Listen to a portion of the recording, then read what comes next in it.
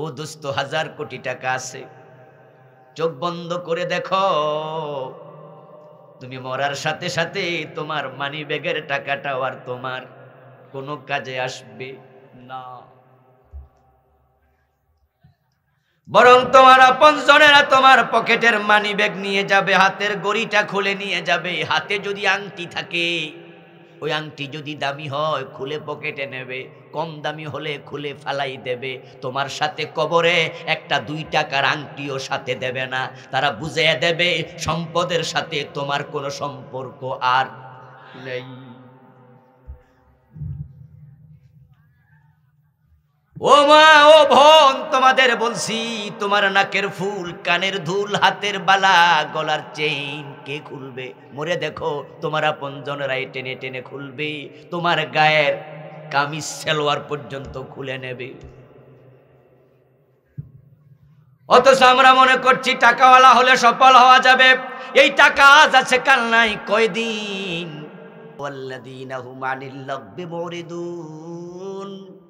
সফল মুমিন হলেন তুমি বিরত থাকো প্রয়োজনীয় কাজ থেকে। আরেকটা এর আগে ওয়াল্লাযীনা হুম ফি সালাতিহিম খাশিউন, এবং তোমরা নামাজের ব্যাপারে খুশু খুজুওয়ালা হবে। এখন নামাজের খবর কি? সফল মুসলমান কখনো বেনামাজি হতে পারে না।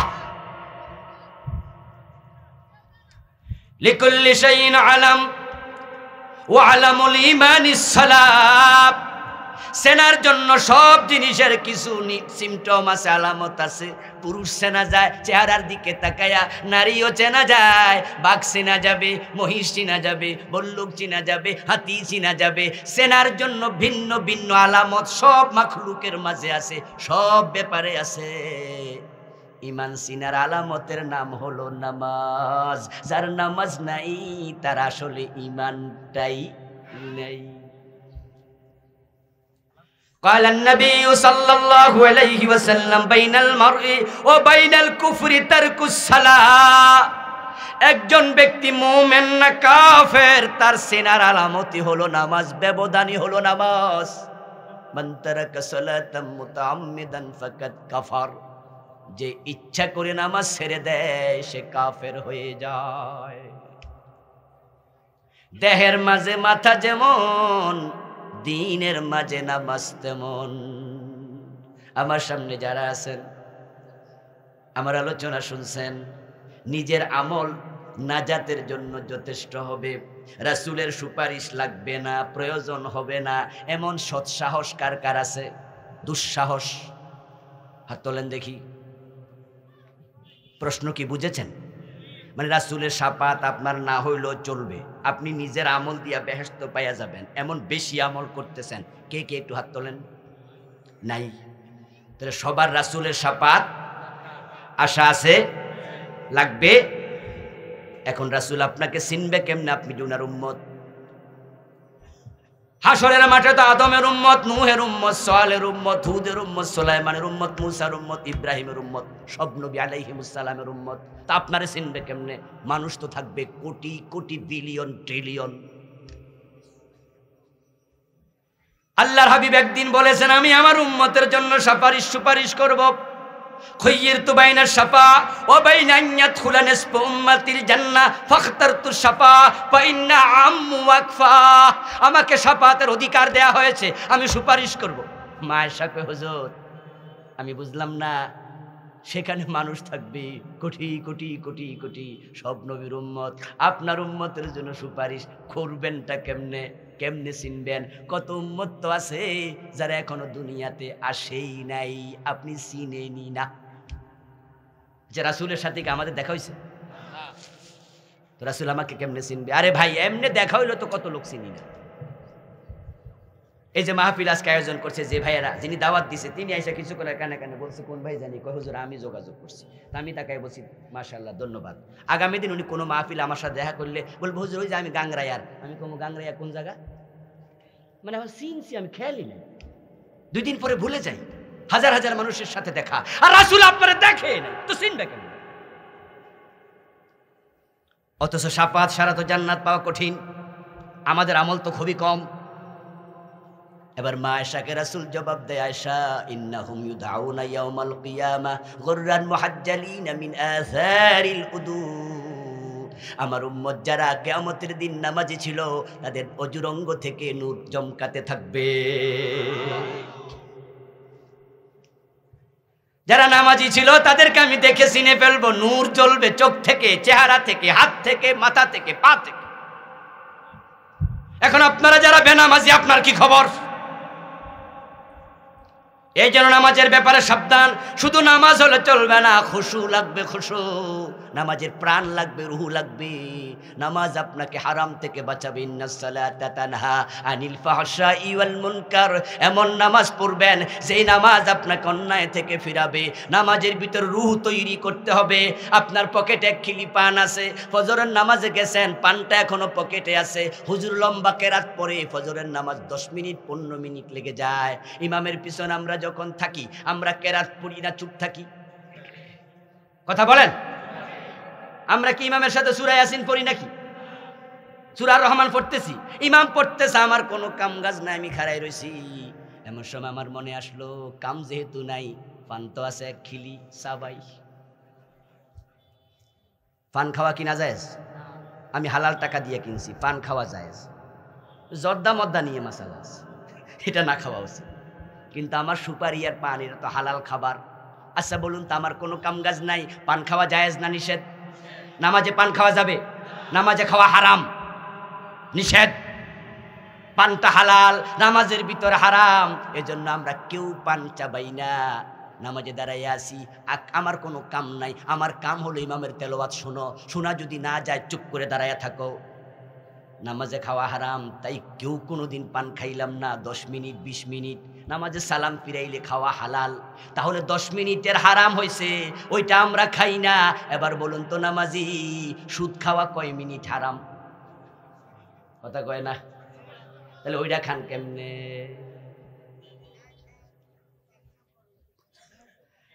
রমজানের টাইমে হাতে ঘড়ি লইয়া বারবার ঘড়ির দিকে তাকায় আর জিগায়, নাতি রে আর কয় মিনিট আছে? দাদারে নাতি কয়, দাদার 5 মিনিট। তখন দাদা কয়, আরে ক্ষুধা আজকে বেশি লাগছে। কয় দাদা খাইয়ালান। কয় না, কস কি হারাম না? সামনে খাবার আছে, পেটে ক্ষুধা আছে, বুকে পিপাসা আছে, সামনে পানিও আছে, ঘড়ির দিকে তাকায়। সুম্মা তিম্মুস সিয়ামা ইলাল লাইল, রাত পর্যন্ত রোজা রাখো, তাই রোজা ভাঙে না। 12 ঘন্টার জন্য পানি খাওয়া হারাম, 13-14 ঘন্টার জন্য রোজার দিনে ভাত খাওয়া হারাম, আর সুদ খাওয়া আজীবন হারাম। কিন্তু রোজাও রাখে, সুদও খায়, এমন রোজাদার নাই? তো যেটা 24 ঘন্টা হারাম, সেটা খাইতেছে। ও আমার ভাইয়ারা, সুদ খায় নামাজ পড়ে এমন নামাজি আছে না নাই? এইটার নাম খুশু না, খুদু না। এমন নামাজ পড়ো যে নামাজ তোমাকে হারাম থেকে বিরত রাখবে। ক্বালান নবী সাল্লাল্লাহু আলাইহি ওয়াসাল্লাম, মান আকালা দিরহাম রিবা ওয়া হুয়া ইয়ালামু আন্নাহু আশাদ্দু মিন 36 জিনা। যে ব্যক্তি জেনে শুনে 1 টাকা সুদ খাবে, আমল নামায় 36 বার জেনার গুনাহ লিখে দেয়া হবে। ওয়াল্লাযীনা হুম আনিল লাগবি মুরিদুন, অপ্রয়োজনীয় কথা কাজ করবেন না, বলবেন না। অনেক মানুষ শুধু তার মুখের কারণে জাহান্নামী হবে। রফিকুল্লাহ আফসারী হুজুর কইছিল, মানুষ মুখের দুস্তিতে ছেঁচা খায়। ওর ওয়াজে শুনলাম আমি ইউটিউব। আমাদের নোয়াখালীর প্রিয় বক্তা না, কি নাঙ্গলকোট হইতে পারি পাশে? আচ্ছা, কয় কি মানুষ মুখের দুস্তিতে ছেঁচা খায়। এবার আমি অপেক্ষা করতেছি দেখি কি কয়। পরে কয়, আরে দাঁত নাই তো ফান সেচ্চা খায়। আমি কই, ও আচ্ছা, এটা কইছে। যাদের দাঁত নাই তারা ফান কিভাবে খায়? কই যে মুখের দুস্তিতে, মানে দাঁত তো নাই। আল্লাহর হাবিবের কাছে এক সাহাবী গেলেন। ক্বালান নবী সাল্লাল্লাহু ক্বালা রাজুলুন ইয়া রাসূলুল্লাহ মা তাখাফু আখওয়াফু আলাইয়া ফাআখাযা বিলিসানিহি ফাকালা হাযা। একজন সাহাবী গিয়ে বললেন, ইয়া রাসূলুল্লাহ, আমার সবচেয়ে বড় দুশমন কে? আমার জন্য সবচেয়ে বড় ক্ষতিকারী কে? কে জান্নাতের পথে বাধা হয়ে যাবে? আমি জানতে এসেছি, আমাকে একটু বলুন। রাসূলুল্লাহ সাল্লাল্লাহু আলাইহি ওয়াসাল্লাম ওনার জিহ্বাটা একটু ধরলেন, ধরে বলেন, তোমার সবচেয়ে বড় দুশমন তোমার নিজের জিহ্বা। হাসরের মাঠে কিছু মানুষকে আল্লাহ উল্টায়া দেবে। সিনফান মুশাতা ওয়া সিনফান রুকবানা ওয়া সিনফান আলা উজুহিহিম, কিছু মানুষ উল্টে যাবে, পা যাবে উপরে, মাথা যাবে নিচে, হাঁটবে তার ঠোঁটের উপরে, মুখের উপরে, কারণ এই মুখের দুস্তিতে হে শেষা খাইব। এ শেষা পান শেষা না, ফেরেশতার লাঠি। মিথ্যা বলে কি দিয়ে? কথা বলুন, গীবত করে কি দিয়া? জোরে বলেন, হারাম খায় কি দিয়া? আদালতে দাঁড়াইয়া বড় বড় আলেমের বিরুদ্ধে এই মুখ দিয়া তোমরা মিথ্যা সাক্ষীও দিয়েছ। বাঁচতে পারবে না, আল্লাহ তোমারে উল্টাইয়া ছাড়বে। এই জন্য উল্টা পাল্টা কাজ করা যাবে না। মানসামাতা নাজা, প্রিয় নবীর হাদিস। কথা কম বলবেন, যে কথা কম বলে তার মিথ্যা কম হবে, যে কথা কম বলে গীবত কম হবে, ঠিক কিনা? যে চুপ থাকতে শিখেছে সে তার নাজাতের রাস্তা ক্লিয়ার করে ফেলেছে। মানুষ কথা বলে মুখ দিয়া, কথা শোনে কান দিয়া। একটু আওয়াজ করে বলুন তো, মুখ কয়টা, কান কয়টা? তা আল্লাহ বুঝাইয়া দিছে, বলো কম শোনো বেশি। এখন আমরা শুনি বেশি না কই বেশি? বুঝলেও কই, না বুঝলেও কই।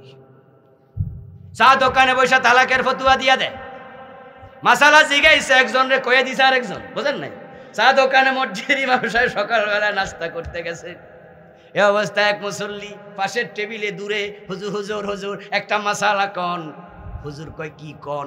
বেটা প্রশ্ন করছে, উত্তর দেওয়ার টাইম দেয়া নাই, পাশের টেবিলতে একজন ফতুয়া মেরে দিচ্ছে। মনে যা চায় তাই বলো না, সামনে যা পাও তা খেও না। পাগলে কিনা বলে, ছাগলে কিনা খায়। বেশি কথা বললে আল্লাহর কাছে তুমি মাজনুন হবে, পাগল হবে। এই পাগল প্রকৃত পাগল নয়। পাগলের কামগুলো আল্লাহ মাফ করবে। বুঝে শুনে যারা পাগল হয় তাদের ক্ষমা নেই। তুমি আকেলের বাহিরের কাজ করেছো, জাহেলের কাজ করেছো। ওয়াল্লাযীনা হুম লিযাকাতি ফাইলুন, সফল জান্নাতি হবে সে যে ব্যক্তি বুঝে শুনে যাকাত দেবে। যথাযথ শব্দ আল্লাহ দিয়েছে ফাইলুন, এই শব্দের মাঝে আলাদা সিগনিফিক্যান্স।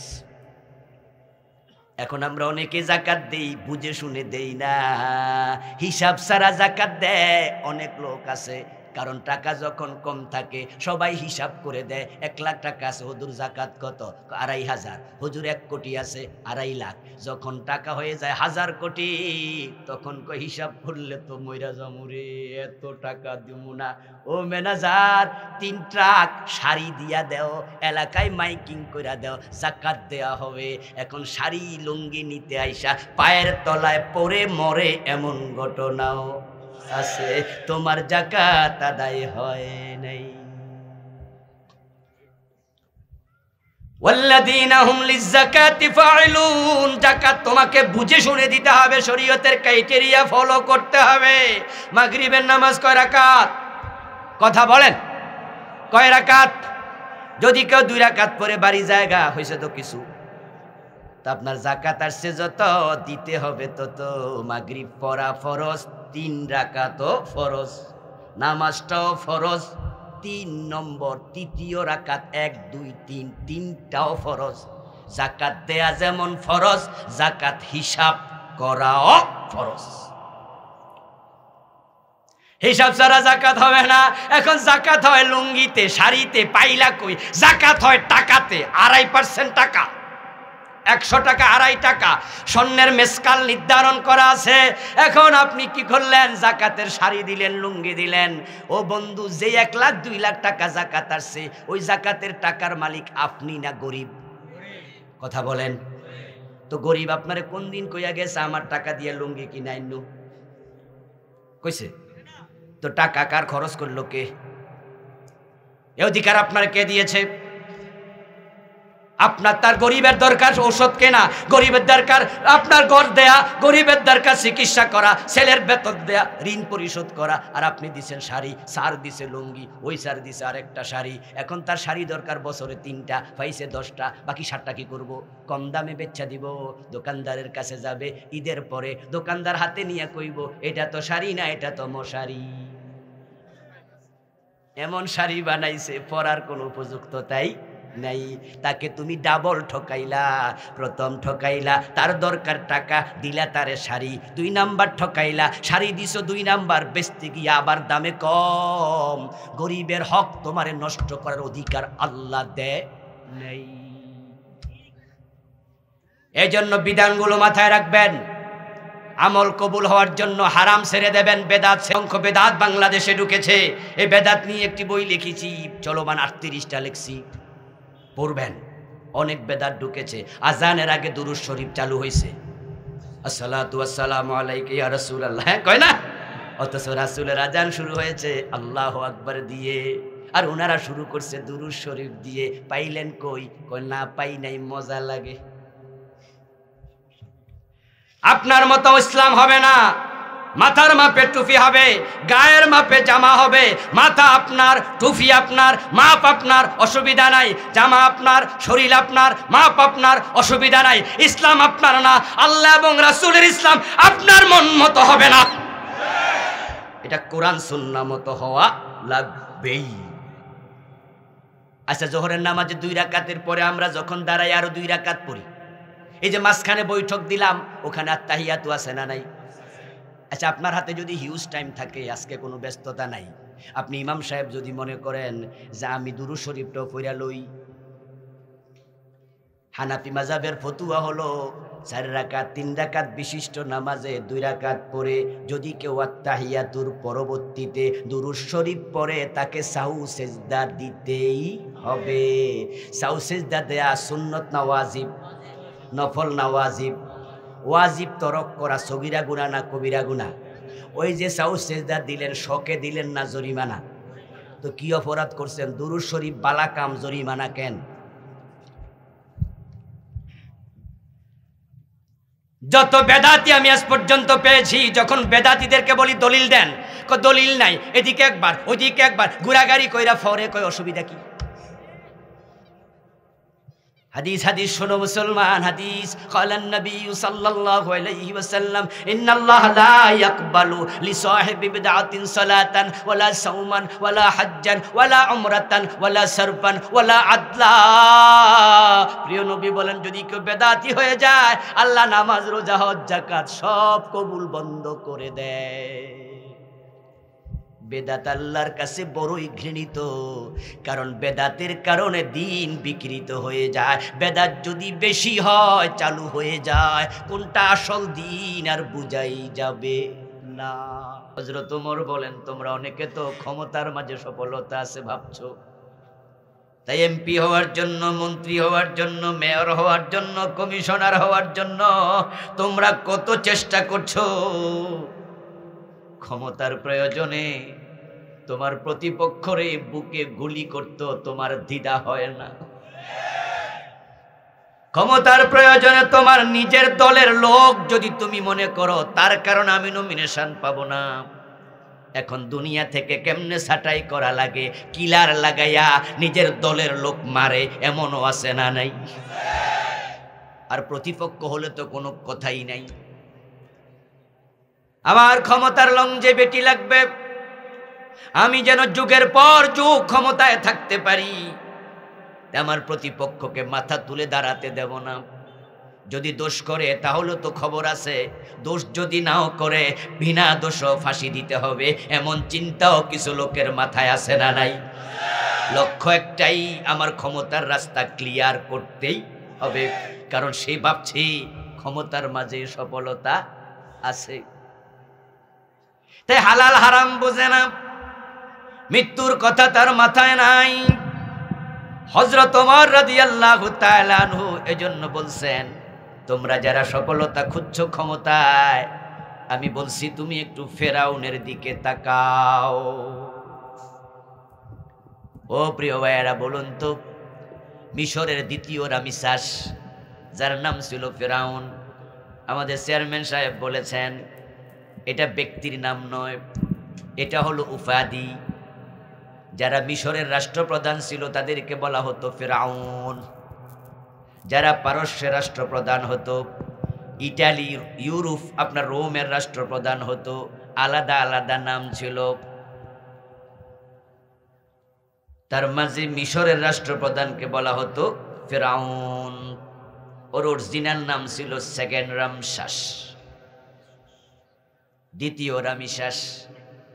এখন মানুষ তাকে ফেরাউন ডাকতো, তাই আল্লাহ তাকে কালা ফেরাউন বলে বলে ফেরাউনই বলেছে। ওই ফেরাউনকে আল্লাহ পানিতে ডুবাইয়া মারলো, তার লাশটা রেখে দিল, পচতে দেয় নাই, গলতে দেয় নাই, হাঙ্গর তিমি মাছকে খাইতে দেয় নাই। ৩১০০ বছর পানির মাঝে বাসমান ছিল, তার লাশটা এখনো পৃথিবীর বুকে আছে না নাই? আল্লাহ রেখে দিয়েছে। কেন রাখছে এটা কোরআনে বলেছে, আল-ইয়াওমা নুনাজ্জিকা বিবাদানিকা লিতাকুনা লিমান খালফাকা আয়াহ। ও ফেরাউন, তোরে পানিতে ডুবালাম, তবে তোকে আমি, তোর দেহটাকে আমি নাজাত দিলাম, রেখে দিলাম। লিতাকুনা লিমান খালফাকা আয়াহ, পরবর্তী লোকেরা তোকে দেখে শিক্ষা নেবে। ক্ষমতার মাঝে সফলতা নাই, আর আল্লাহ যদি ডুবাইতে চায় ক্ষমতাও কাউকে বাঁচাইতে পারে না। তোকে দেখে মানুষ শিক্ষা নিয়ে তারা মুত্তাকি হবে।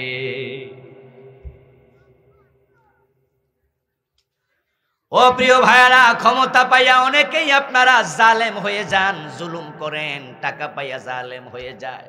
পয়সাওয়ালা হলে পাশের বাড়ির গরিব লোক তার জমিটাও দখল করে আলা, এমন আছে না নাই? ঢাকায় তো বড় বড় কিছু কোম্পানি আছে। আমি খোঁজ খবর নিয়ে জানলাম, জেনে অবাক হলাম, দেখলাম যে বিশাল বড় বড় সাইনবোর্ড, প্রায় ২-৩ কিলো এক কোম্পানির নামে বরাদ্দ। কিরে, বসুন্ধরা গ্রুপ সাথে কিনে কেমনে, যমুনা গ্রুপ এত জমি একসাথে কিনে কেমনে, আমিন মোহাম্মদ গ্রুপ। দেখি যে সাইনবোর্ড যাচ্ছে প্রাইভেট কার, যাচ্ছে ২ কিলো, ৩ কিলো, ৫ কিলো। তা আমি বলি, আচ্ছা এখানে কি এমন লোকের জমি নাই যেই লোক কইছে আমি জমি বেচমু না, বেচা আমার দরকারই নাই, দাম বাড়লে বেচমু? তো হেরারটি কিনলো কেমনে? বোঝেন নাই কথা? তো গড়ে সবটা কিনলো কেমনে? কত লোক তো আছে জমি বেচার দরকারই নাই, তো হেটটা কেমনে কিনলো? তা আমারে কইলো, স্যার হেরারটা কিনা লাগে না। তারা ঘুম থেকে উঠা দেখে জমিন পুরা ভরাট হইয়া গেছে। ওই বালি ফেলানোর সময় কইছে, এনতে বালি ফেলানো শুরু করছো, যদ্দুকুর যায় ফেলাই দে। এখন সকালে আইসা দেখে যে জমিনে বালি। কিরে, আমার জমিনে বালি ফেলাইলো কেডা? অমুক গ্রুপের লোক। এখন বেড়া থানায় যাবে মামলা দিতে, ওসি সাহেবরা তো আগে 2 কোটি দিয়া রাখছে, তো তুমি মামলাটা দিবা কেমনে? যাবেন এবার ম্যাজিস্ট্রেট কোর্টে, সেখানে ম্যাজিস্ট্রেট কেনার জন্য যা লাগে তা কিনেছে। ম্যাজিস্ট্রেটকে, ওসিকে, জজকে যারা চালায়, বড় বড় নেতাদের মুখ বন্ধ করে রাখছে। এখন বিশাল এলাকা তার হয়ে গেছে। তোমার ক্ষমতার কাছে বেটা অসহায়। তুমি ভাবছো টাকাওয়ালা হইছি আমি সফল, ভুলে যেও না আল্লাহ কারুনকে দশায়া দিছে, তার টাকা বাঁচাতে পারে নাই।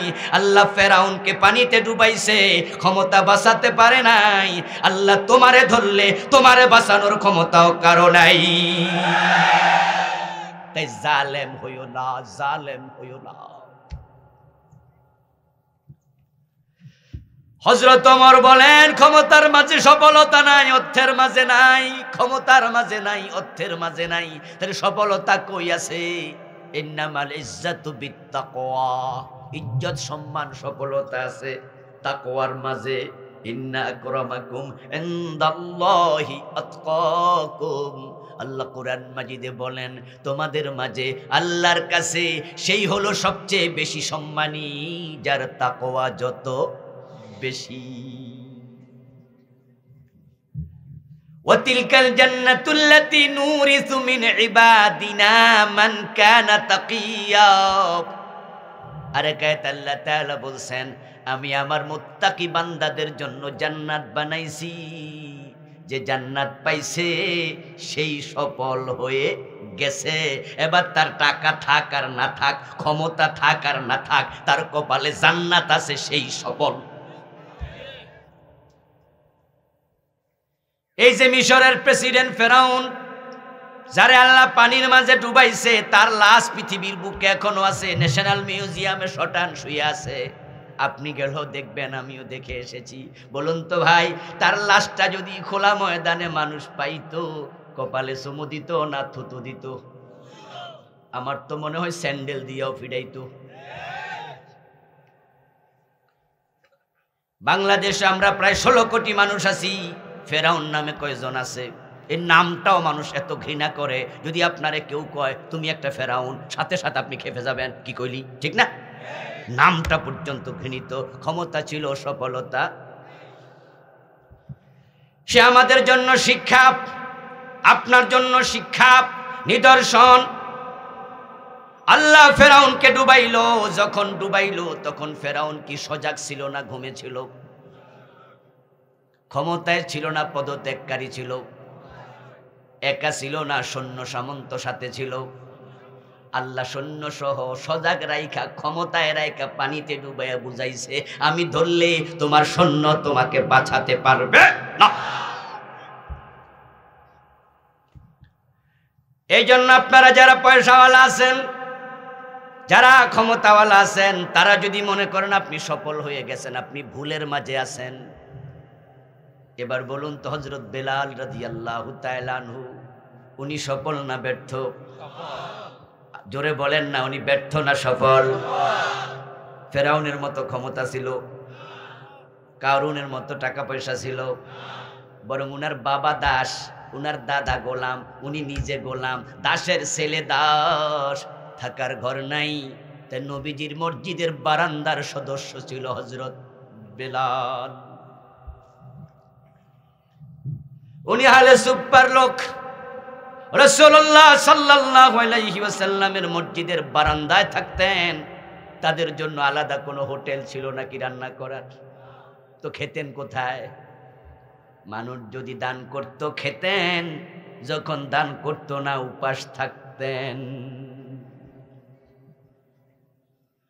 যাদের বাগান ছিল, খেজুরের বাগান ছিল, ঘরে গম ছিল, হাদিসে পাওয়া যায় তারা বাগান থেকে খেজুরের যখন ছড়া কাটতো, নিজের ঘরের জন্য খাবারের যোগান দিত খেজুর দিয়ে, তখন আসার সময় মসজিদে একটা খেজুরের ছড়া কান্দে করে আইনে মসজিদের বারান্দায়, মসজিদের ফিলারের সাথে রশি দিয়া টাইনা ঝুলাইয়া রাখতো।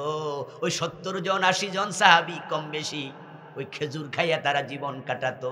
থাকার জন্য ঘর নাই, তাই থাকে বারান্দায়। খাওয়ার জন্য খাবার নাই, তাই খায় খেজুরের সাদাকা। ওই বেলাল তাদের একজন, কিন্তু তিনি সফল, এতটাই সফল।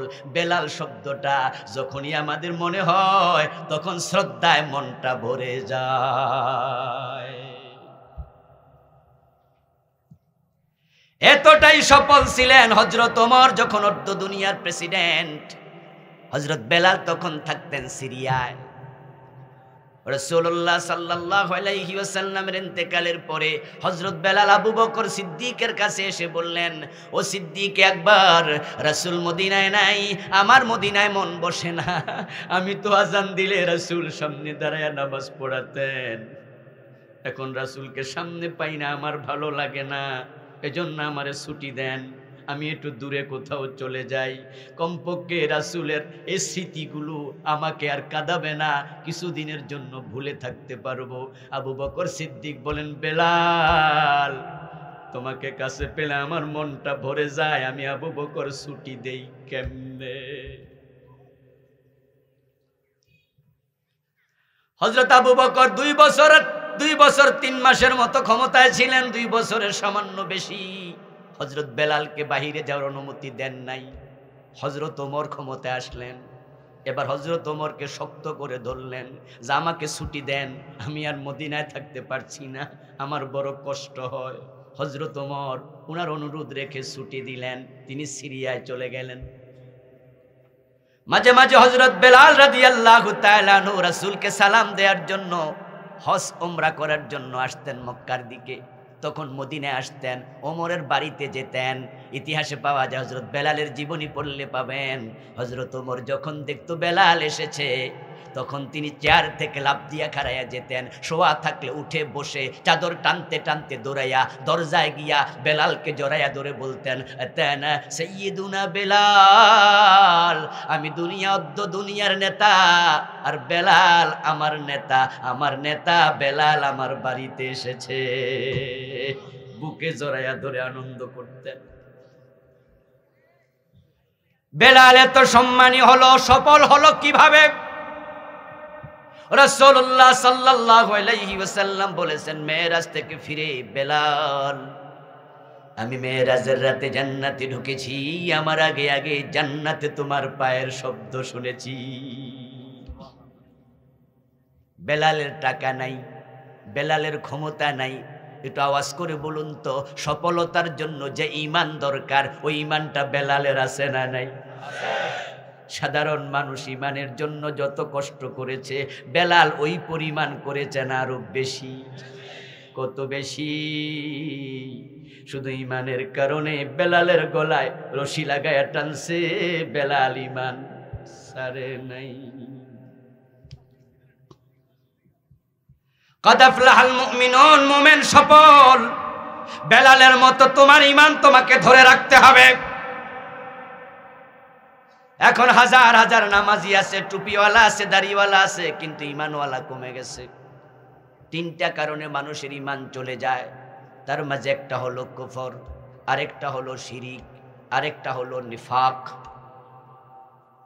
এখন আপনারাই বলুন তো, বাংলাদেশে কুফর আছে না নাই? শিরক আছে না নাই? মুনাফেক আছে না নাই? এখন এই তিন রোগে রোগী হলে মানুষ বাঁচে না। কি রোগ? ক্যান্সার হইলে বাঁচে না, ঠিক না?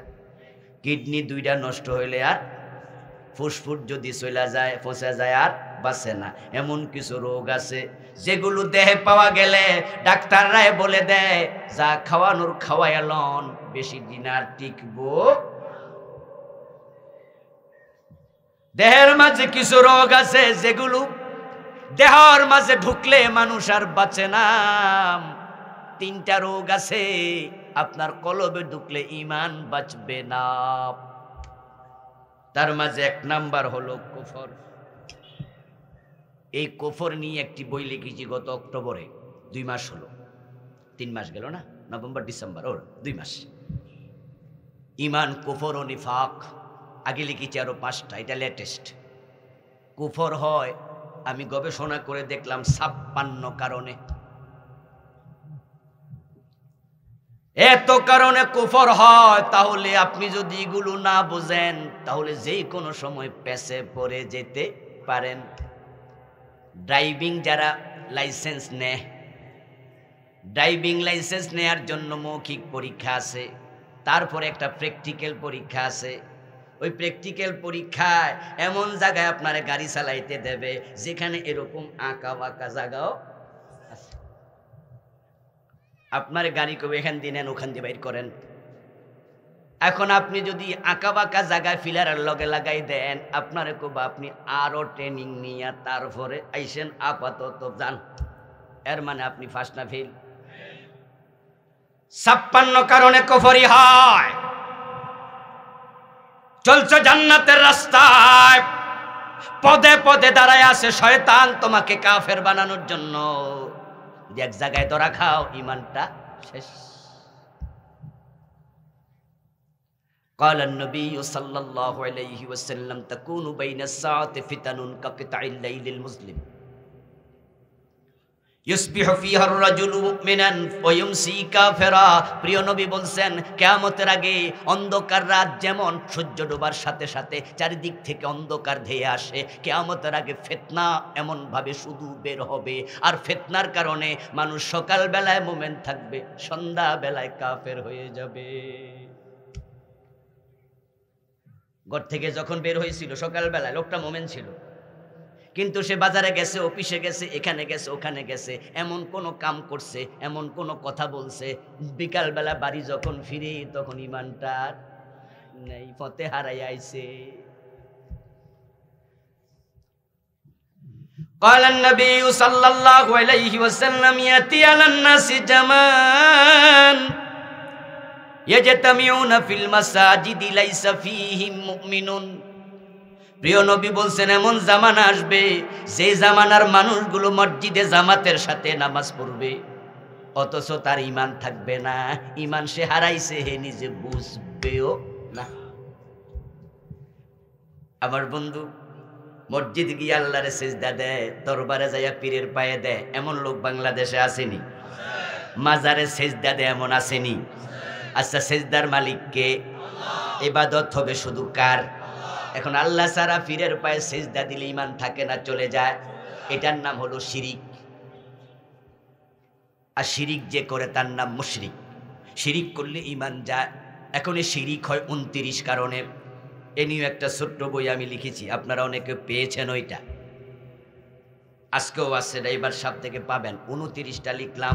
এখন যেই লোকটা পীরের পায়ে সিজদা দিয়া ঈমান হারালো, মুশরিক হলো, সে কি জুমার দিন আবার মসজিদে গেছে না? সে বুঝে নাই তার ঈমানটা গেছে গা।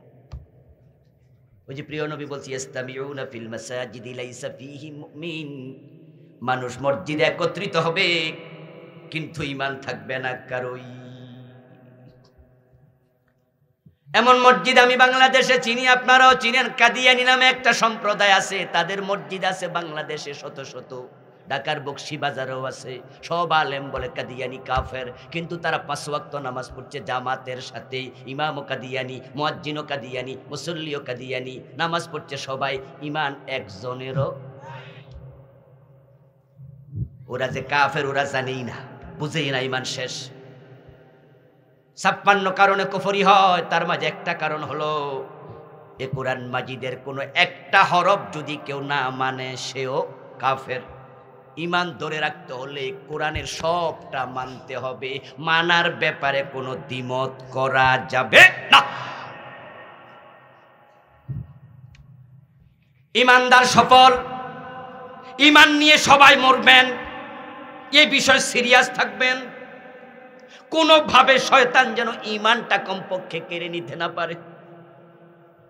ঈমান হলো একের মতো, নেক আমল হলো ডান পাশে শূন্যের মতো। একটা শূন্য দিলে 10 হবে, 2টা দিলে 100, 3টা দিলে 1000 হবে, কিন্তু একটা যদি মুছে দেন শূন্য থাইকা কোনো লাভ আর নাই। যার ঈমানটাই নাই তার নামাজ রোজা হজ যাকাতের দাম 1 আনাও নাই।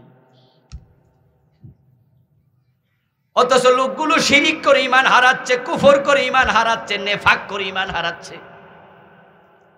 সে যে শিরিক করছে সে বোঝে না। কেমনে বুঝবে?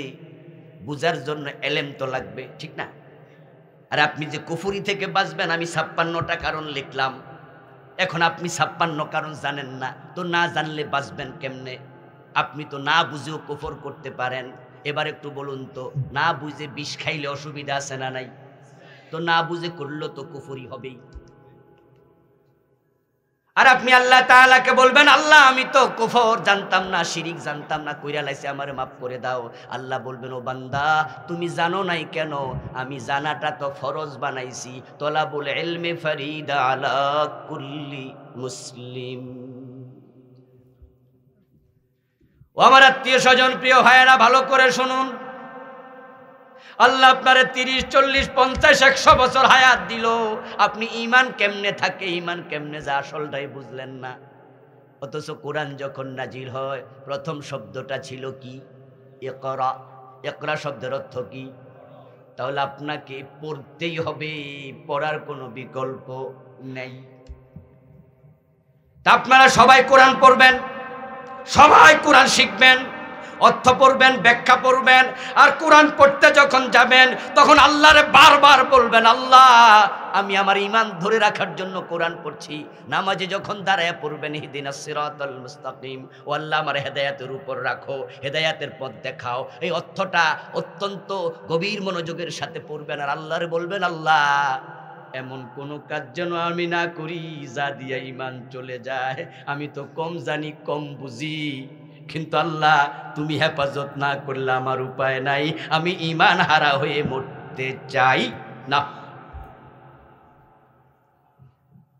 আল্লাহ যদি আপনার উপর রাজি হয়ে যায়, খুশি হয়ে যায়, তাহলে মরার আগে হলো আপনার হেদায়েত দিতে পারে। আপনি খুঁজতে থাকেন, বলতে থাকেন, রাসূলুল্লাহ সাল্লাল্লাহু আলাইহি ওয়াসাল্লামের বিরোধিতা করেছে আবু সুফিয়ান 21 বছর। রাসূলের নবুয়ত কাল ছিল 23 বছর। হযরত আবু সুফিয়ান বিরোধিতা করেছে কত বছর? 21। আপনি কি ভাবতে পারেন? মক্কায় করেছে 13 বছর, হিজরতের পরে করেছে 8 বছর। 8 আর 13 কত? 21 বছর নাকি? ঠিক আছে না? ঠিক আছে, 21 বছর। এবং সে ছিল আবু জেহেল মরার পরে নাম্বার 1 লিডার। আবু জেহেল ছিল 1 নাম্বার নেতা, আবু সুফিয়ান ছিল দ্বিতীয় নেতা। আবু জেহেল যখন বদরের যুদ্ধে মরে যায় তখন পুরাটা দায়িত্ব এসেছে কার হাতে? এই আবু সুফিয়ানের হাতে। তার নেতৃত্বে পরে সবগুলা যুদ্ধ হয়েছে রাসূলুল্লাহর বিরুদ্ধে। ওই উহুদের যুদ্ধ হলো, ওইটাতে সে অস্ত্র কিনতে গেছিল, তার কারণে যুদ্ধটা বেঁধেছিল। রাসূলের দাঁত, বদরের যুদ্ধ তার কারণে হয়েছে। উহুদের যুদ্ধে আবু সুফিয়ানের নেতৃত্বে হলো, রাসূলের দাঁত ভাঙ্গা গেল, হেলমেট ভেঙে মাথায় ঢুকলো, আমির হামজার কলিজা গেল এই আবু সুফিয়ানের নেতৃত্বে। অথচ মক্কা বিজয়ের দিন আবু সুফিয়ান কালেমা নিয়ে নিছে।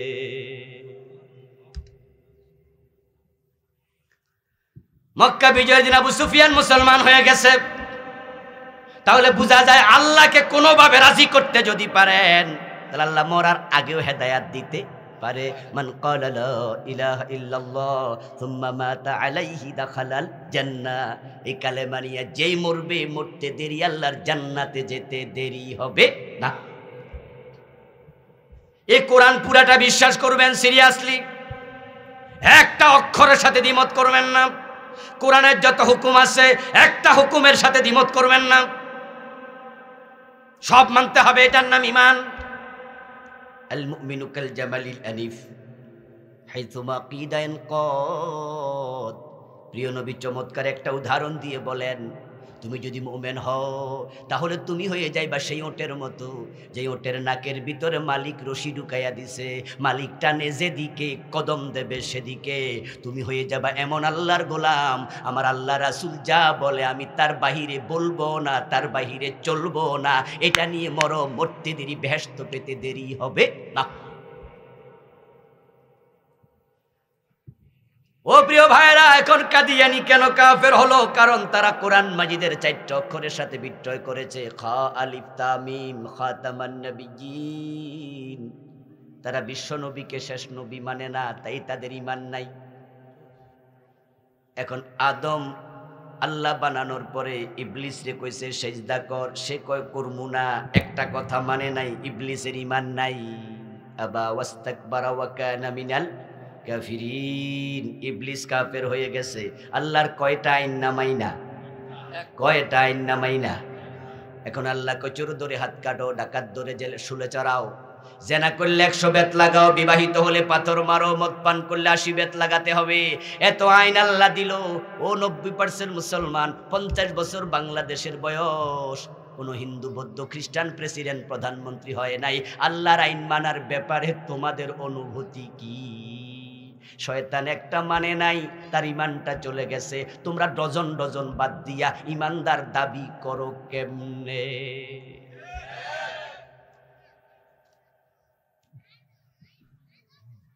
আল্লাহর আইনে এসে আপনার রাজনীতি বেশি গুরুত্ব পায়। আপনি রাজনৈতিক দৃষ্টিভঙ্গির কারণে আল্লাহর আইনের প্রসঙ্গ আসলে আপনি আস্তে করে মুখ ফিরে নেন, ওই হুজুরের ওয়াজ ঠিক, তবে আমরা মানি তো না। থাকা এসব দরকার নেই। অথচ আপনার কাছে রাজনীতির মূল্য বেশি না ঈমানের মূল্য বেশি? কোনটা হওয়া উচিত? কোনটা হওয়া উচিত? মুসলমান বিএনপি থেকে আওয়ামী লীগ এমপি হয়, আওয়ামী লীগ থেকে জাতীয় পার্টিতে গিয়া মন্ত্রী হয়, দল ত্যাগ করে আরেক দলে যাওয়া যায়, অসুবিধা হয় না, নেতৃত্ব থেকে যায়। কিন্তু ঈমান সাইরা যাওয়ার তো কোনো জায়গা নাই।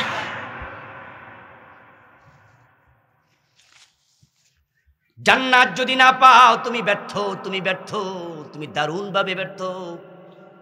আর যদি মুমিনের তালিকায় নাম ঢুকাতে পারো, তোমার মতো সৌভাগ্যবান আর কয়জন? এই জন্য আমার ভাইয়েরা, আল্লাহর বিধানগুলোর ব্যাপারে একমত হয়ে যাবেন। আল্লাহর আইনের ব্যাপারে কোনো রকমের কম্প্রোমাইজ করা যাবে না। কুফর যেখানে হবে আমি নাই, শিরিক যেখানে হবে আমি নাই। এখন শিরিকগুলো জানতে হবে, কুফরগুলো জানতে হবে। মানুষ মুনাফেক হয় 28 কারণে। ওই নেফাক জানতে হবে। ছোটকাল থেকে মক্তবে হুজুর থেকে হাদিস শুনেছেন, মসজিদে খতিব থেকে শুনেছেন, মাহফিলগুলোতে এসে মাহফিলে শুনেছেন। মুনাফেকের আলামত 3টা। কথা কইলে মিথ্যা বলে, ওয়াদা করলে খেলাফ করে, আমানত দিলে খেয়ানত করে। এই 3টা শুনতে শুনতে অনেকে মনে করছেন মুনাফেক বুঝিয়ে 3 কারণে হয়। এই হাদিসও ঠিক আছে, কিন্তু আমি এই বইটাতে লিখেছি কোরআন থেকে আরো হাদিস থেকে 28 কারণে মানুষ মুনাফেক হয়। এখন যে মুনাফেক হবে অন্তর ঈমানটা আর থাকে না। আব্দুল্লাহ ইবনে উবাই নামে একজন ব্যক্তি ছিল যে রাসূলের হাতে হাত রেখে কালেমাটা পড়েছে। কিন্তু বিশ্বনবী আল্লাহ তাআলার পক্ষ থেকে জানাইয়া দিয়েছেন আমাদেরকে, ইন্নাল মুনাফিকিনা ফিদ-দারকিল আসফালি মিনান নার, মুনাফিকরা থাকবে জাহান্নামে সব মানুষের তলে। ও আব্দুল্লাহ ইবনে উবাই, তুই ফেরাউন নমরুদের চেয়েও খারাপ, কারণ তোর মুখে ঈমান ছিল, কলবে ঈমান ছিল না। মুখে বলেছেন কোরআন মানি, বাস্তবে ময়দানে কোরআন মানেন না। কোরআনের আইন তো মানেনি না।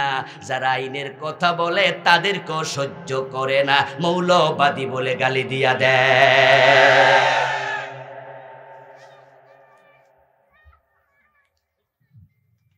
ইন্নাহুম ইয়াকুলুনা মা লা ইয়াফআলুন।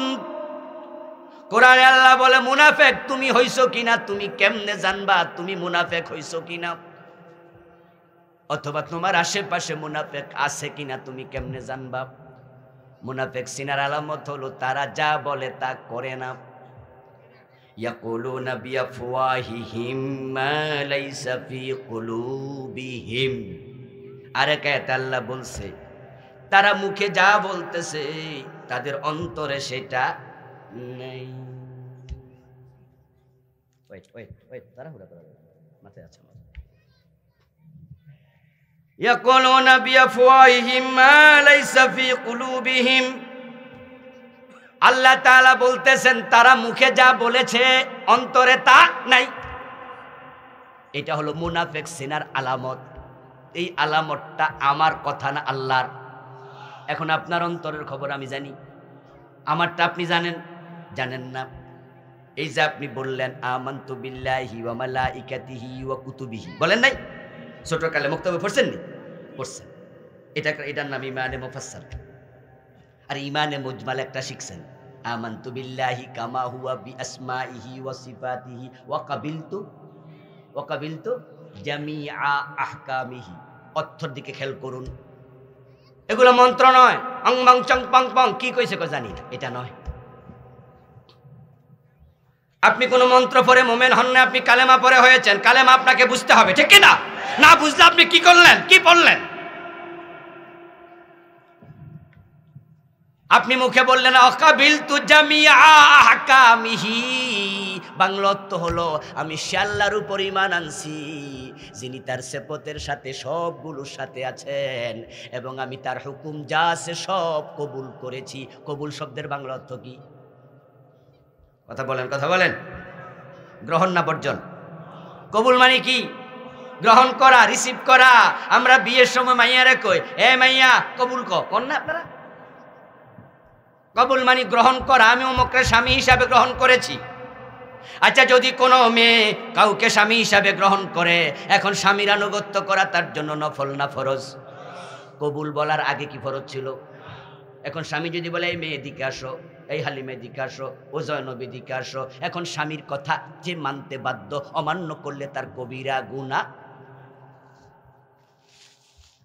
স্বামীর কথা যে নারীরা মানে না তাদের ইবাদতের স্বাদ আল্লাহ নষ্ট করে দেয়।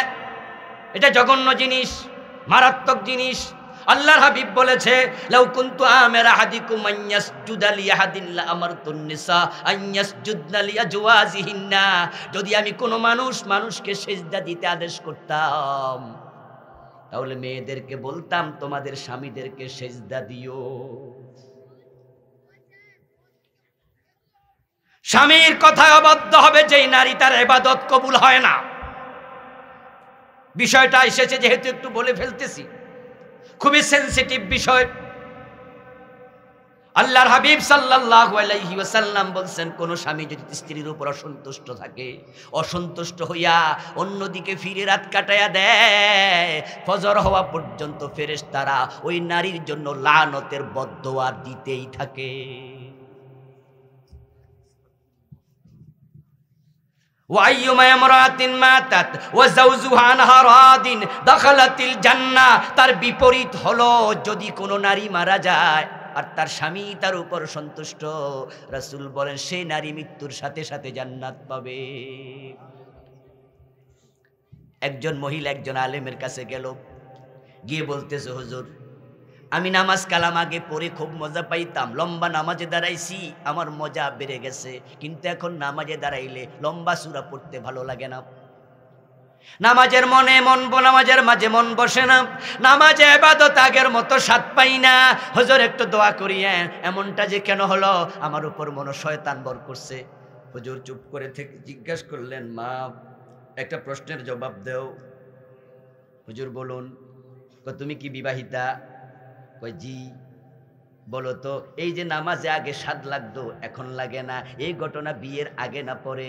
বলতেছে, হুজুর বিয়ের আগে তো মজা পাইছি, এখন বিয়ের করার পর থেকে স্বাদ পাই না। তখন তিনি বললেন, তুমি স্বামীর খেদমতে অমনোযোগী আছো কিনা আত্মসমালোচনা করো।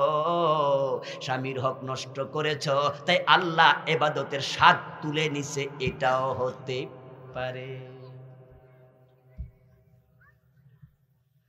ওয়াকাবিলতু জামিয়া আহকামিহি ওয়া আরকানিহি। আপনি কালেমার মাঝে মুখে বলছেন, মেয়েটা যখন কবুল বলেছে, স্বামীর কথা মানতে বাধ্য, আপনি বললেন আমি আল্লাহ তোমার সব হুকুম মেনেছি, মুখে আপনি ঘোষণা করেছেন, এখন আল্লাহর হুকুমগুলো মানতে আপনি বাধ্য কিনা? এটা বুঝি বাধ্যতা। আল্লাহ তাআলা বললেন, রাসূলের মাধ্যমে আমাদের শোনালেন, ওহী নাজিল করলেন, মদ পান করলে 80 বেত লাগাইয়া দিও। আওয়াজ করে বলুন তো, বাংলাদেশে মদখোর আছে না নাই? 80 বেত লাগাইছেন কয়দিন? তো আল্লাহর হুকুম রাসূলের হুকুম মানলেন কই? আপনি না বলছেন সব মানি। ও মোমেন, তুমি সফল হইয়া জান্নাতি হইবা, হবা। কথা কাজে অমিল যেন না হয়, মুখে এবং অন্তর যেন দুরকম না হয়। আপনি বলছেন আমি আল্লাহ সব হুকুম মানি। আমার আল্লাহ কোরআনে কয়, আলা লাহুল খালকু ওয়াল আমর। বাংলা অর্থ হলো সাবধান, সৃষ্টি যার, আইন চলবে শুধুই তার। বলেছেন কে? কে বলেছেন? এই 50 বছরে আমরা আল্লাহর আইন মানতেছি না ব্রিটিশ আইন? তো মুখে কইলেন কি তোমার সব হুকুম মানছি, বাস্তবে আর নাই। আল্লাহ কই এগুলো হলো মুনাফিক। এই জন্য তো আমরা আবুল কালাম আজাদেরা এই কথাগুলো বলি, আমাদের মুখে যা অন্তরে তা। আল্লাহর আইন ছাড়া কারো আইন মানা যাবে না, মানব না। এটার উপর মরতে হবে, এটার নাম ঈমান। আর আপনার মুখে আছে আল্লাহ তোমার সব মানি, বাস্তবে আপনি মানতে রাজি না। খুব সাবধান মুসলমান, নেফাক করলে ঈমান যায়। এই কোরআনে আবার আল্লাহ কি বলে শুনুন, ওয়াইযা কিলা লাহুম তাআলাউ ইলা মা আনজালাল্লাহু ওয়া ইলার রাসূল রাআইতাল মুনাফিকিনা ইয়াসুদ্দুনা আনকা সুদুদা। সাহিবুল বাইত আদরাবি মাফি। বাড়ির মালিক ভালো জানে বাড়িতে আছে কি। আপনার ঘরের আলমারিতে কি আছে আমি জানি না, আমার আলমারিতে কোথায় কোন বক্সে টাকা রাখছি, স্বর্ণ রাখি আপনি জানবেন না। আপনার হৃদয়ের খবর আমি জানি না, আমারটার খবর আপনি জানেন না, কিন্তু আপনি কি চিন্তা লালন করেন আপনি নিজে সত্যি জানেন। আপনি অবশ্যই জানেন আল্লাহ কিছু মেসেজ দিয়েছে, একবারে মনে হয় যেন এটা এক্সরে মেশিনের মতো। আমি যদি এক্সরে মেশিনের সামনে দাঁড়াই, আমার ফুসফুসের অবস্থা উঠবে, বুকের অবস্থা উঠবে। ডাক্তার যেটা জানতে চেয়েছেন ওই জায়গা মোতাবেক যখন এক্সরে মেশিনকে তারা দেবে, ঠিকই উঠে যাবে। আপনি কোরআনের আয়াতগুলা নিজের বুক বরাবর লাগাইয়া কলব যাচাই করেন, অন্তরে কি নেফাক আছে কিনা, উঠে যাবে। আমার আল্লাহ বলছে, ও নবী আপনি যখন উম্মতকে বলবেন আসো আল্লাহর আইনের দিকে, রাসূলের আইনের দিকে, রাআইতাল মুনাফিকিনা ইয়াসুদ্দুনা আনকা সুদুদা, যাদের কলবে নিফাক ঢুকেছে এই লোকগুলো আল্লাহর আইনের কথা শুনলে আস্তে করে এড়ায়া চলে যাবে। কে বলেছেন? আল্লাহ। এবার আপনার খবরের খবর আপনি জানেন, আপনার অন্তরের খবর। আব্দুল্লাহ ইবনে উবাই রাসূলুল্লাহর হাতে শুধু ঈমানই আনে নাই, বরং রাসূলুল্লাহ সাল্লাল্লাহু আলাইহি ওয়াসাল্লামের পিছনে দাঁড়ায় নামাজ পড়ছে। এই আব্দুল্লাহ ইবনে উবাই যখন মারা যায়, তার ছেলে এসে রাসূলকে অনুরোধ করেছে, আমার বাবার জানাজার নামাজটা আপনি পড়ে দেন, আমার বাবার আমল তো ভালো না, আপনি দোয়া করলে আল্লাহ তো ছেড়ে দিলে দিতেও পারে। রাসূলুল্লাহ জানাজার ইমামতি করলেন। এখন কবরে লাশ নামানো হবে। আব্দুল্লাহ ইবনে উবাইর ছেলে বলতেছে, ইয়া রাসূলুল্লাহ, আমার বাবারে কবরে রাখবো, উনার তো আমল টামল ভালো না, মুনাফিকি তো করছে, এটা তো উনি জানে। ছেলে ভালো মুসলিম ছিল, আর রাসূল তো জানেনি।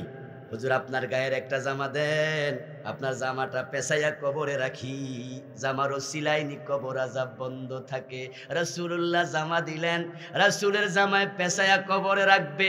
প্রিয় নবী সাল্লাল্লাহু আলাইহি ওয়াসাল্লাম আব্দুল্লাহ ইবনে উবাইর মাথাটা রানের উপরে রেখে মুখ থেকে কিছু থুতু বের করে গালে কপালে লাগাইয়া দোয়া করে দিলেন। ভাবলেন আমার থুতুর উসিলায় যদি আল্লাহ তারে মাফ করে, কবরে রেখে কবরের মাটি সমান করে দেয়া হলো। জিবরিল আমিন হাজির। কোরআনের আয়াত আসলো, লা তুসাল্লি আলা আহাদিম মিনহুম মাতা আবাদা ওয়ালা তাকুম আলা কবরিহি ইন্নাহুম কাফারু বিল্লাহ। ও নবী, এ জাতীয় লোকের জানাজার নামাজ পড়ার দরকার নেই। ওয়ালা তাকুম আলা কবরিহি, ওদের কবরের পাশে আর দাঁড়ায়েন না, তারা তো ঈমানই নাই, ঈমানই নাই। আমরা তো মনে করি মাঝে মাঝে আমার বাবার কপাল খুব বালা, কি হয়েছে? আরে ভাই, মক্কা শরীফের ইমাম সাহেব ও জানাজার নামাজ পড়াইছে। আমার বাবার কপাল বালা। আমাদের এলাকায় বড় হুজুর একজন আইছিল ওয়াজ করতে, বাইতুল মুকাররমের খতিব। তাকদীর কত বালা, উনারে পাই আমরা উনারে দিয়ে ইমামতি করাইছি। আর অথচ আব্দুল্লাহ ইবনে উবাইর ইমামতি করছে কে? আল্লাহ কয় লাভ নাই। وَإِذَا أُنزِلَتْ سُورَةٌ مُحْكَمَةٌ وَذُكِرَ فِيهَا الْقِتَالُ رَأَيْتَ الَّذِينَ فِي قُلُوبِهِم مَّرَضٌ يَنظُرُونَ إِلَيْكَ نَظَرَ الْمَغْشِيِّ عَلَيْهِ مِنَ الْمَوْتِ। 28টা কারণ লিখেছি, সময় তো আর হবে না সব বলার। দুই একটা বলে আপনাকে আমি ফেলে দেই। আল্লাহর কোরআনের কাছে ধাক্কা মেরে ফেলে দিলাম, এবার কোরআনের সাথে নিজেরে নিজে মিলান। আল্লাহ কয়, ও নবী, আপনার কাছে যখন আমি কোরআনের সুস্পষ্ট কোন আয়াত নাজিল করি, আপনার মজলিসে যারা আয়াতগুলো শোনে, তখন যাদের অন্তরে রোগ আছে, নিফাক ঢুকেছে, তারা জিহাদের আয়াত নাজিল হলে জিহাদের কথা শুনে চেহারা কালো হয়ে যাবে। ইয়ানজুরুনা ইলাইকা নাযারাল মাগশী আলাইহি মিনাল মাউত। জিহাদের কথা শুনলে এমন ভাবে তাকায়, মনে হয় যেন আজরাইল দেখে লাইছে। বাপ সাহেব এত খারাপ। আপনি বুঝবেন জিহাদের কথা শুনলে যাদের চেহারা কালো হয়, কলবের মাঝে নিফাক ঢুকে গেছে। জিহাদের আলোচনা শুনে মিছিল করতে মন চায়, লড়াই তাকবীর বলতে মন চায়, হাস্যাস বাস্যাস ভাব তৈরি হয়ে যায়, মুজাহিদ মুজাহিদ একটা ভাব তৈরি হয়। তারা হলো ঈমানওয়ালা। আর যারা জিহাদের মাঝে জঙ্গিবাদ খোঁজে, তারা হলো মুনাফিক নিফাকওয়ালা।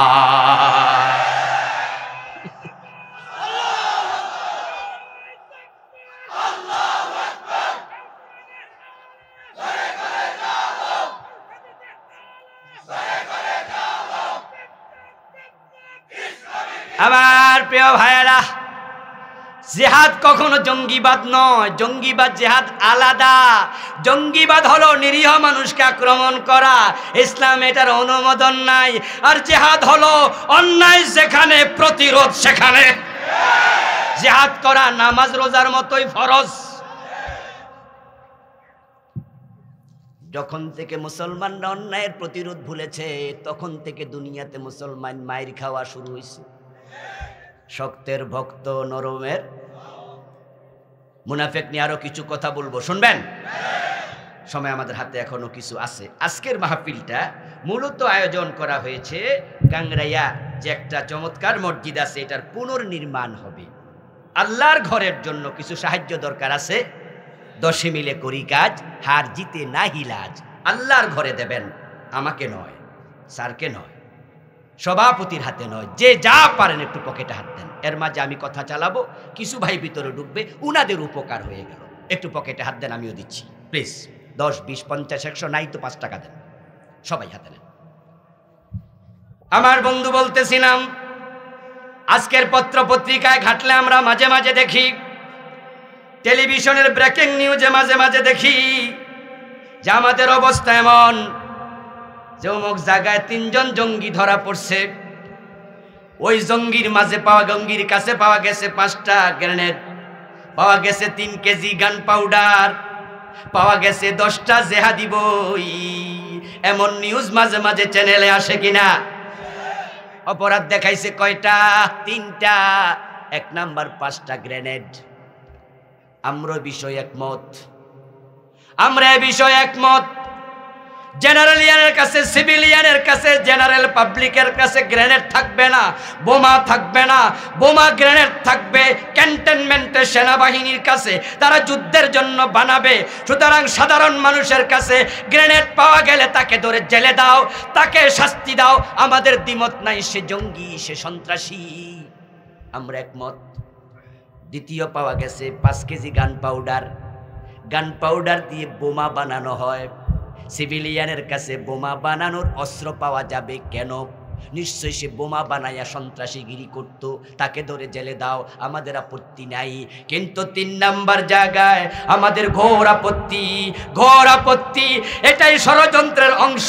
বিশ্বব্যাপী মুসলমানদেরকে জিহাদি বলে জঙ্গি বানাতে চায়, ওই ষড়যন্ত্র বাংলাদেশও ঢুকে গেছে। 3 নাম্বার জায়গায় বলে জেহাদি বই পাওয়া গেছে। জেহাদি বই পাওয়া কোনো অপরাধ না। কোরআনের মাঝে জেহাদের শত শত আয়াত আছে। তাহলে জেহাদি বই পাওয়া গেলে যদি অপরাধ হয়, বাংলাদেশে ঘরে ঘরে কোরআন আছে, আমাদের সবাইকে জঙ্গি বলা লাগবে।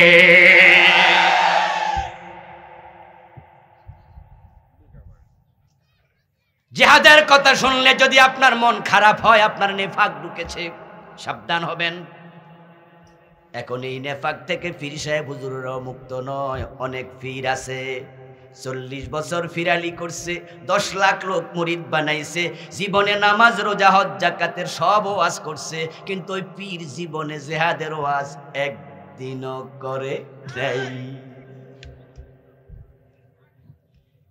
এই মুনাফিকি থেকে খতিব মুক্ত না।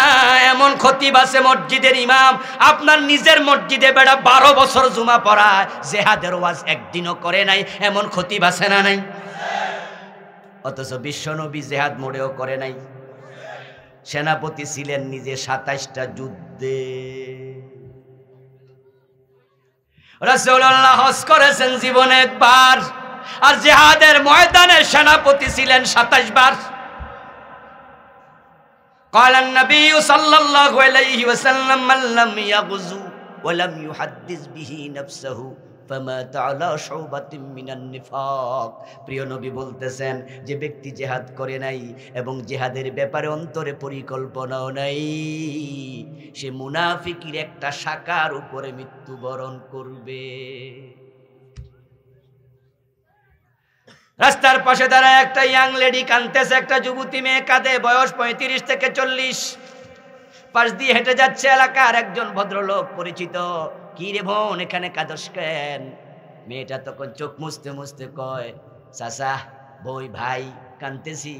আমার বাবার যে হক আছে, বাপ মা তো মরছে কত আগে, ওই হকের জন্য আইছিলাম। আমার ভাই আমারে ধম খাইয়া তারাইয়া দিছে, কই ফাইতি না, যা আমার জন্য বিচার মিলা, তোরে দিমু না। বোনের হক মাইরা খায় এমন ভাই আছে না নাই? এই অবস্থা। এখন ওই লোকটা কি কয়? ওই লোকটা আবার কয়, তোর ভাইয়ে যদি না দেয় তা আমি কি করতাম? আস্তে করে চলে গেছে। এখন মেয়েটা এবার মেম্বার সাহেবের বাড়ি গেছে, মেম্বার সাহেব আমার ভাই আমারে হক দেয় না, আমি আপনার কাছে বিচারের জন্য আইছি। মেম্বার সাহেব বিষয়টাকে যেভাবে নেওয়া উচিত সেভাবে নেয় নাই, না নিয়ে কয় তোর ভাইয়ে দেন আমি কি করতাম, যা ঠিক আছে দেখি কি করতে পারি। এটাই হলো জেহাদ বিমুখতা। জেহাদ মানে শুধু তলোয়ার হাতে নিয়ে রাস্তায় নামা না, অন্যায় যেখানে দেখবা সেখানে মাথা তুলে দাঁড়ায় যেতে হবে।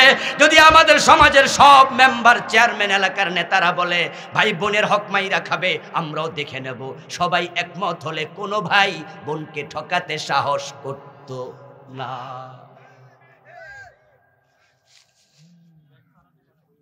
হাজারো অন্যায় দেখার পরও এই দেশের মানুষ এখন চুপ করে গেছে। অথচ মুসলমানের এক হাতে ছিল তলোয়ার আর এক হাতে ছিল কোরআন। মুসলমান কোরআনের বাহিরে চলে নাই, অন্যায়কে ছাড় দেয় নাই। ইসলামের মূলনীতি হলো জেহাদ। জেহাদ মানে হলো অন্যায় করব না, অন্যায় সহ্য করা হবে না।